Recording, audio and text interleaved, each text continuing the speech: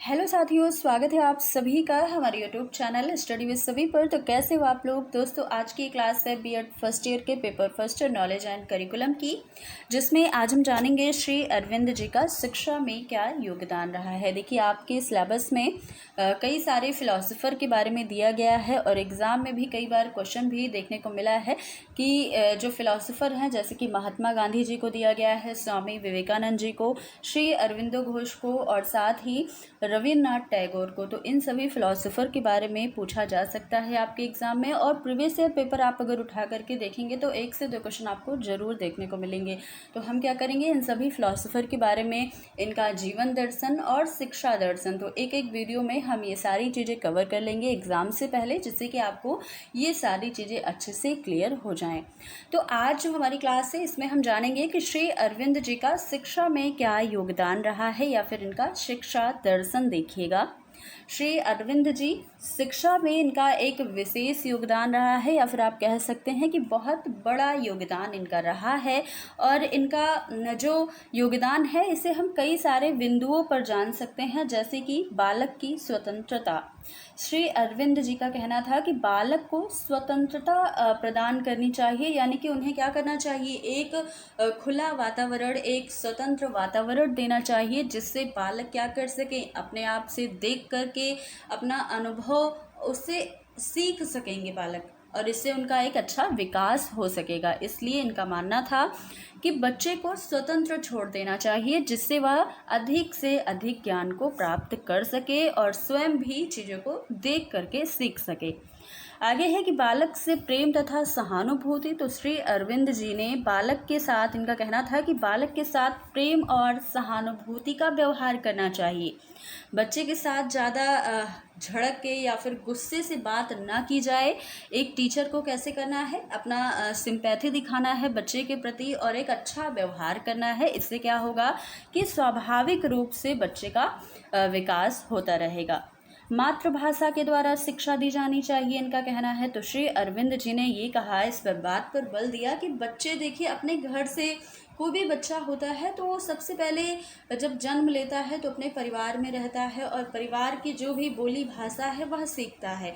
तो अगर स्कूल में जा करके उसे एक अलग भाषा शुरुआत में ही पढ़ाई जाने लगेगी तो उसे थोड़ी प्रॉब्लम होगी। इसलिए श्री अरविंद जी ने क्या कहा कि शिक्षा जो है बालक को दी जाए तो उसके मातृभाषा के माध्यम से दी जाए। जो बच्चा पहले सीख चुका है, या फिर उसके पूर्व ज्ञान से जोड़ करके जो चीज़ें बच्चा पहले सीखा है उसी से जोड़ करके उसी के मातृभाषा को शामिल करके उसे आगे शिक्षा दी जाए, जिससे क्या हो कि उसे हर एक सब्जेक्ट में कठिनाई ना हो और वह आसानी से हर एक विषय को पढ़ सके।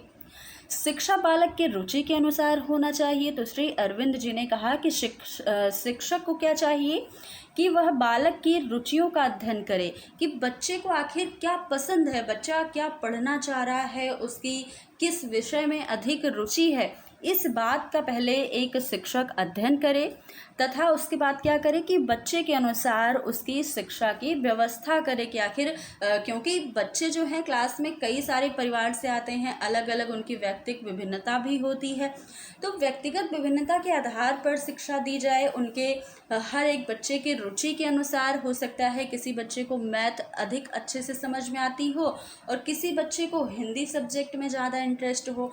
तो हर एक बच्चे का इंटरेस्ट जान करके बच्चे को शिक्षा दी जानी चाहिए, जिससे क्या होगा कि बच्चा पढ़ना चाहेगा।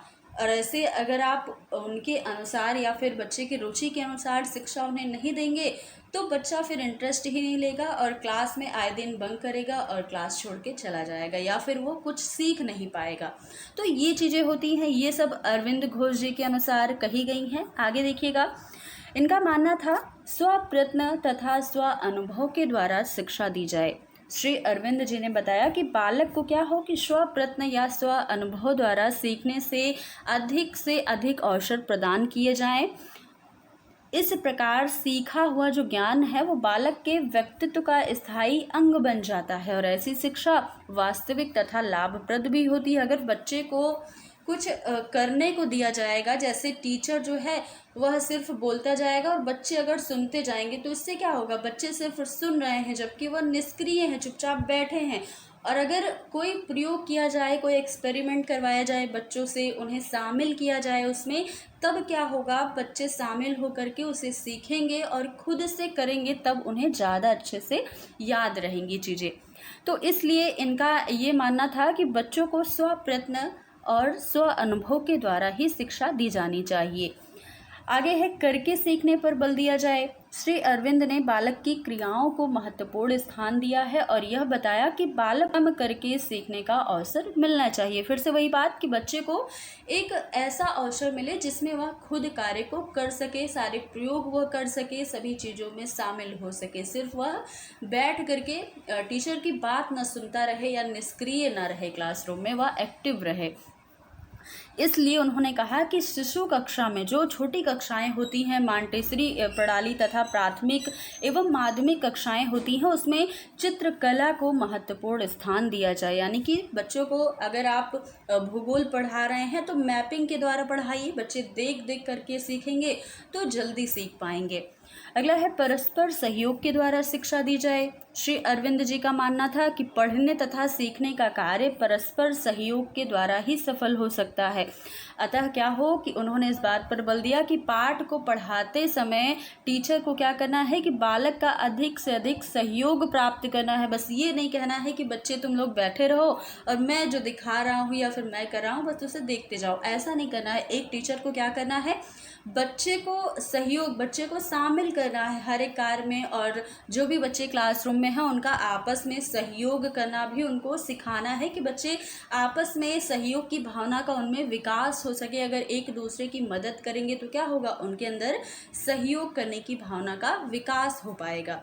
इसलिए उन्हें हर एक काम में उन्हें शामिल करना है, हर एक चीज़ में, और उनका सहयोग प्राप्त करना है। शिक्षा बालक की प्रकृति के अनुसार होनी चाहिए। श्री अरविंद जी का मानना था कि प्रत्येक बालक में कुछ ईश्वरीय देन भी होती है। भाई, हर एक बालक अपने आप में अच्छा होता है और उसकी कुछ प्रतिभा भी होती है। हर एक बालक यूनिक होता है और हर एक बच्चे के अंदर एक अलग प्रतिभा या एक गुण जरूर होता है। तो उसकी आत्मा को सर्वोत्तम रूप से विकसित करने के लिए क्या करना चाहिए, उसे उसकी प्रकृति के अनुसार विकसित होने का अवसर भी मिलना चाहिए।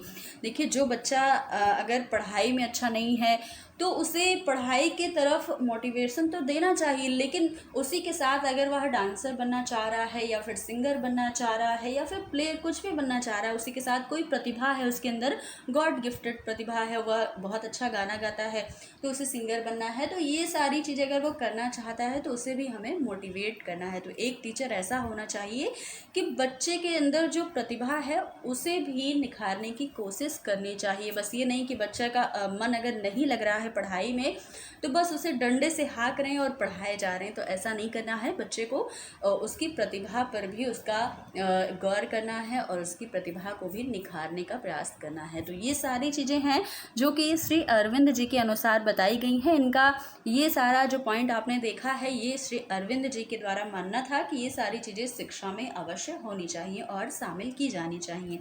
तो ये आई होप आपको सारी चीज़ें आज क्लियर हो गई होंगी कि श्री अरविंद जी का क्या क्या मानना था। ये सारी जो पॉइंट थे वो काफ़ी इजी थे और आपको आसानी से समझ में आए होंगे।